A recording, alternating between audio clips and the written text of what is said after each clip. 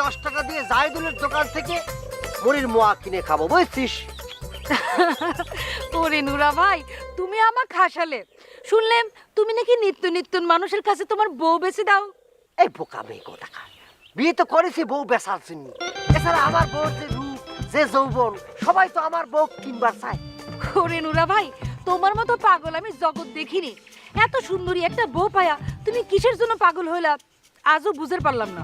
দেখ কিটা পাগল, কাক তুই পাগল করছু, আমাকে পাগল করছু? হ্যাঁ হ্যাঁ, তোমাক কব না তো কাক পাগল কব? নুরা ভাই, তুমি পাগল হলে পরে তোমার মাথায় কিন্তু মেলা বুদ্ধি। কে করছিস এটা? তুই করছিস আমার মাথার মধ্যে বুদ্ধি আছে? দাদা তো করছে যে আমার মাথার মধ্যে বলে গোবর ভর্তি। আমার মাথা খুশে যদি মনে করে বেগুন চারাবো না যায়, তাহলে বলে 1.5 হাত লম্বা লম্বা বেগুন হবে, তারপর পুড়িয়ে পুড়িয়ে ভর্তা করে খাবে। নুরা ভাই, তোমার দাদা তোমার এই কথা কয়েছে?